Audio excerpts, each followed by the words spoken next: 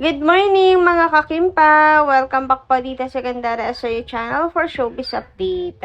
Andito na naman nga po akong muli nagbabalik upang magatid po sa inyo ng latest update and fresh happenings patungkol kina Kim Chiu and Paolo Avellino. And para nga po sa araw na to, ang tatalakayin natin at pag-uusapan ay mayroon nga pong kinalaman dito sa ikinagagalit ng ilan kay Paolo Avellino at sa interview ni Chinita Princess kahapon sa kanya pong event mga kakimpaw. Pero bago po ang lahat, pakiclick lang po muna tayo natin subscribe button at notification bell na nandiyan sa baba para maging updated po kayo sa mga susunod nating chika tungkol sa Kimpaw. Maraming salamat!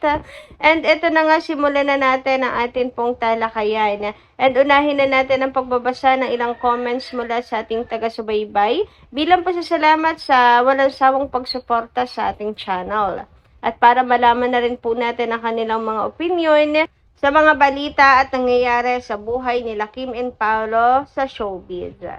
Anyway, narito nga ang first commentary natin for this morning. Wala po kay Miss Luz Viminda Nakpil. Shoutout po sa inyo.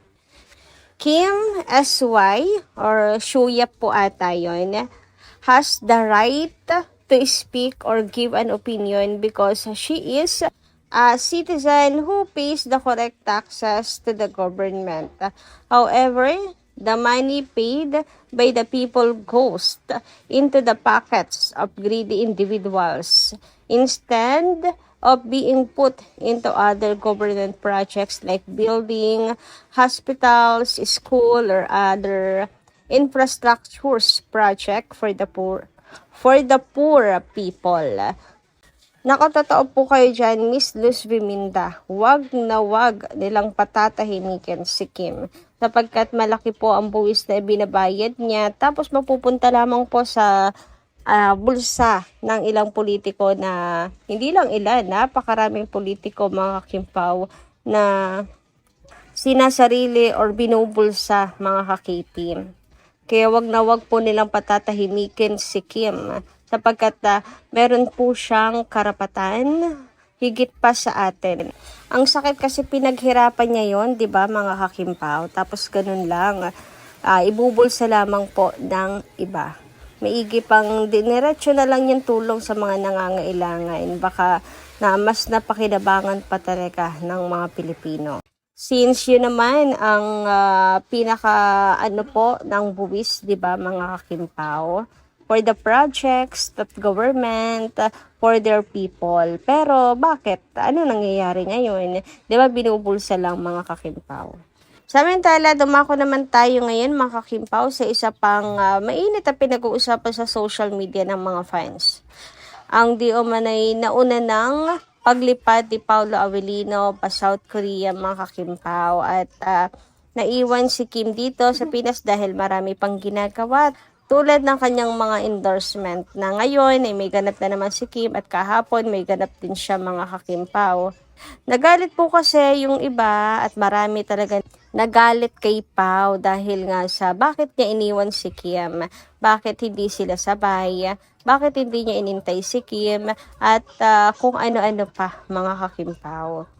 Well, siguro dahil na rin sa gusto nila na lagi nasa tabi ni Paolo si Kim para maingatan ito, para sa seguridad ni Kim Chiu, dapat lagi silang magkasama, ingatan niya, ganyan.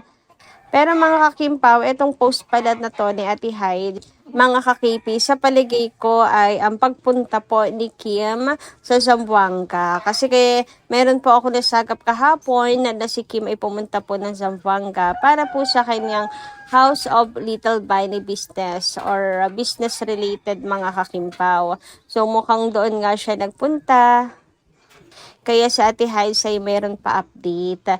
So, problem solved na ba mga kakimpaw? Palagay ko ito na talaga yung kasagutan doon kung bakit nasa naiya sa Ate Hides mga kakimpaw. Sinamahan nga niya siguro si Kim Chiu doon para sa kanyang business related work mga kakimpaw. Kaya wag na pong magalit kay Paolo Avellino kasi sa totoo lang hindi talaga natin alam pa. Napakatahimik din kasi ni Paolo Avellino kaya meron na ring nag-iisip na baka nga totoo na si Paolo ay nasa South Korea na. Pero theories lang naman yon.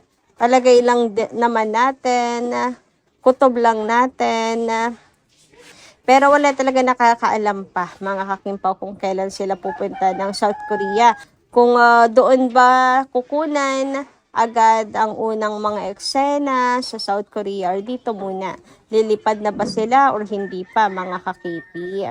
And di pa rin sure kung kailan po ang taping, di ba? Sabi ngayong June, meron namang July. So baka ngayong June starts na tapos July pa ang lipad. Pwedeng ganun. Eh, hindi pa naman po nag-tune ng mga kakimpaw. Pero mukhang nagsisimula na po mag-prepare ang team, production team, ang mga producers, nagmi-meeting na para po dito sa project ng Kimpaw na Kopi, no? Anyway, dumako naman tayo dito sa event ni Kimi kahapon na para po sa opening ng Hairpix sa kanila pong new pop-up store sa Mall of Asia, mga kakimpaw. So, syempre, meron pong interview na naganap doon at meron nga pong sinagot si Kim tungkol po ito sa product ng Hairfix. And syempre, para sa kanyang mga supporters, ayan, ako anong masisay niya sa mga supporters niya, mga ka-KP. So, syempre, nagpasalamat si Kim sa walang sawang pagsuporta at pagmamahal ng mga fans. And dahil rin po sa pagmamahal ng mga fans, di ba, eh, pinagkakatiwalaan po siya ng mga brand na kanyang ini-endorso.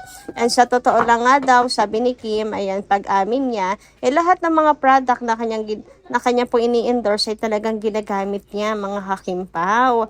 Kaya, talagang pag sinabi ni Kim na maganda, tunay na maganda kasi ginagamit niya at subok na talaga niya, mga kakimpaw. And dapat lang din naman talaga isang magandang ugali ng isang endorser, hindi po tanggap lang ng tanggap na nanloloko pa ng mga tao, ng mga fans, ng mga buyers para lamang po sa pera. Yung kahit hindi naman maganda, okay, sasabihin na maganda, mga kakimpaw. Pero si Kim Chu, talagang ginagamit niya yung product. And hindi naman siguro low ang standard ni Kimi sa isang product, mga kakimpaw, 'di ba? Kaya talagang napaka-successful din ni Kim kasi tinatangkilik po ng mga tao, ng mga netizens yung product na endorse niya kasi legit talaga na maganda. Subok nga po kasi 'di ba ni Kim Chu. So, yan yung pag-amin niya, mga kakimpaw. And mas lalo po tuloy na bigyan ng dahilan para mas lalong tangkilikin itong ini-endorso ni Kimi. Kasi hindi po siya nang bubudo lang, mga kakimpaw. Which is napakaganda dahil talagang totoo yung product na kanyang ini-endorse. Sabi nga ni Kim, hindi naman po siya tatangkilikin ng brand, mga kakimpaw, kung hindi po niya napatunayan na legit talaga yung product na yun. Kasi tinatangkilik ng mga fans, supporters, ng mga buyers yung product na ine-endorse ni Kim kasi subok na niya dahil okay talaga yung product and all. Kasi kung manloloko si Kim, wala na pong kukuha sa kanya, mga kimpaw, na wala na pong kukuha sa kanya na advertisers kasi pangit yung rating ni Kim as an endorser. Pero hindi, 'di ba? Kasi nga legit, totoo, kaya ang daming sumusuporta sa kanya. Kaya napaka-successful niya at big endorser ng Pinas, mga kakimpaw. Anyway, hinighlight din nga po niya ang kanyang mga fans, supporters sa interview, mga kakimpaw, at kanya talagang pinasalamatan. Grabe talaga ka-thankful si Kimi sa mga fans, grabe ka-humble, mga kakimpaw. Kaya ang daming nagmamahal po talaga sa kanya. Anyway, dumako naman tayo sa comment ni Ma'am Elizabeth Collins. Sabi niya rito, mga crazy bashers, dati ng business partner ni Paolo sa Lupoy bago sila naging partner ni Kim. Tigilan nyo na sana ang maging mas selosa pa kay Kim. Grabe kayo. Kamusta kaya ang mga relasyon nyo sa mga partner nyo? May mga sila, oo nga no. Kung sila nagsiselos para kay Kim, paano pa kaya sa real life partner nila, mga kakimpaw? So dati na daw pong business partner yun ni Paula Avellino sa Lupoy bago pa man dumating si Kim sa buhay niya. Kaya wala po tayong dapat na ikaselos, mga kakimpaw. Wala pong dapat na ikagalit kay Paula Avellino na mayroong umaaligid po sa kanya Gano'n naman talaga kahit naman kayo, pag lumabas kayo, 'di ba? May lalaki at lalaki na nasa paligid nyo. May babae at babae na nasa paligid nyo. Hindi po yan may iwasan kasi nga nilikha po tayo ng magkaibang gender. Hindi naman puro babae lang, hindi naman puro lalaki lang. Para ano po, walang makasalamuhang iba, si Paulo Avellino. Kaya ayan, bawasan nga daw po ang pagiging mas selosa pa kay Kim Soo. Grabe no, sila na yung nagsiselos para kay Kim. Anyway, sabi naman dito ni Mr. Madaya, good PM Gandara, what a joy in my heart.